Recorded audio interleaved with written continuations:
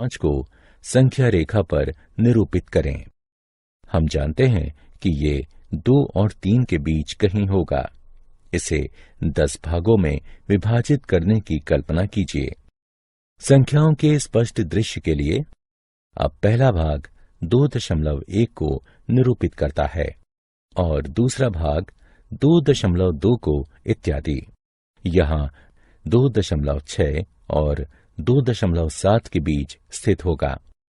अब 2.6 और 2.7 के बीच के भाग पर ध्यान केंद्रित कीजिए।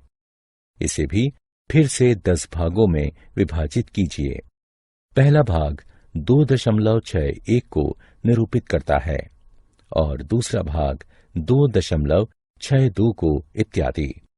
पुनः 2.665, 2.66 और 2.67 के बीच स्थित होगा। आइए अब रेखा के इस भाग पर ध्यान दें और इसे 10 बराबर भागों में विभाजित करने की कल्पना करें। पहला भाग 2.661 को निरूपित करेगा और दूसरा भाग 2.662 को इत्यादि।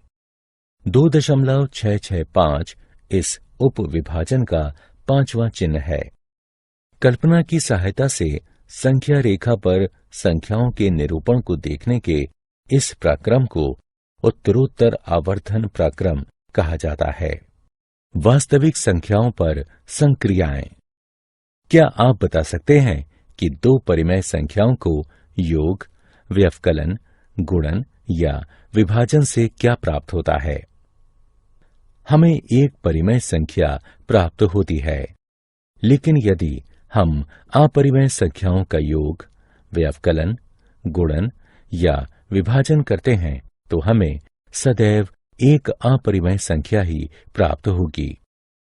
अब सोचिए, यदि हम एक परिमेय संख्या का किसी अपरिमेय संख्या से योग या गुणन करें तो हमें क्या प्राप्त होगा?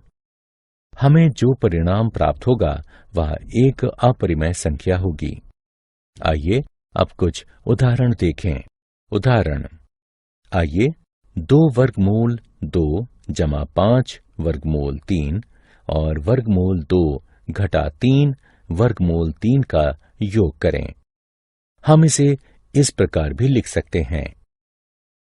इस प्रकार हमें जो उत्तर प्राप्त होगा वह 3 वर्गमूल 2 जमा 2 वर्गमूल 3 है।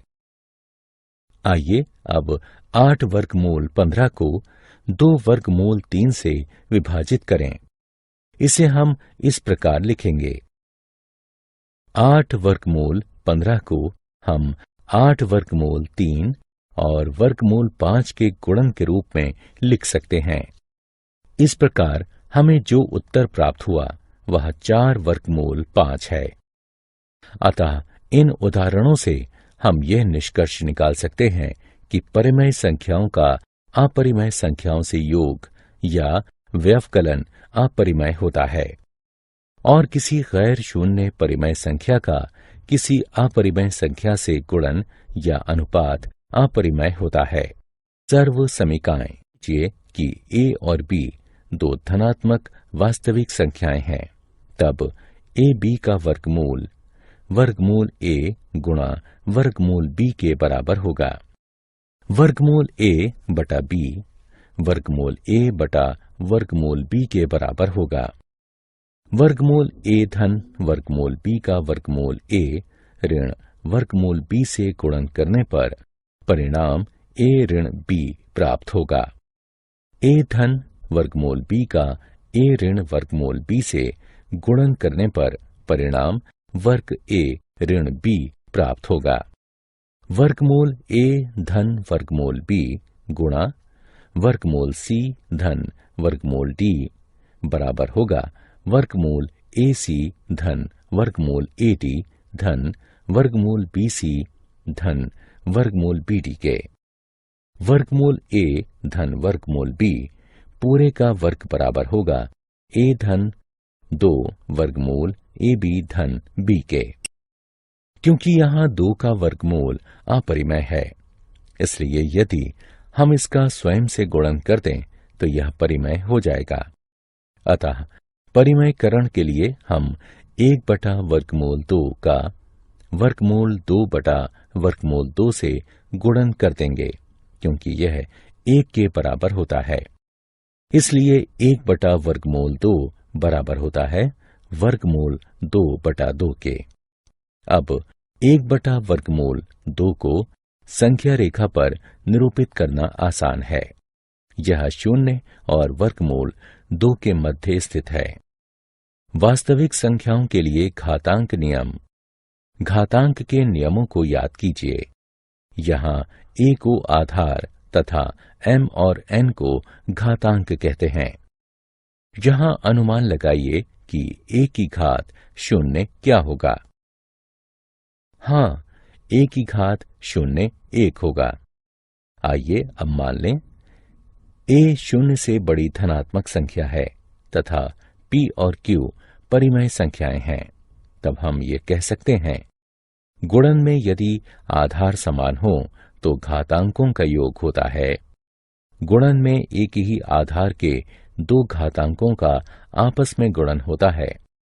विभाजन में जब आधार समान होता है तो घातांकों का व्यवकलन होता है, और जब घातांक समान हो लेकिन आधार भिन्न हो और उनका गुणन हो रहा हो तो हम घातांक को उभयनिष्ठ के रूप में ले लेते हैं। उदाहरण। आइए अब इन सर्वसमीकाओं के प्रयोग से कुछ उदाहरणों को हल करें। आइए पहले को सरल बनाएं। 3 का घात 1/5 है और पूरे का घात 4 है। 1/5 का 4 से गुणन करने पर 4/5 प्राप्त हुआ।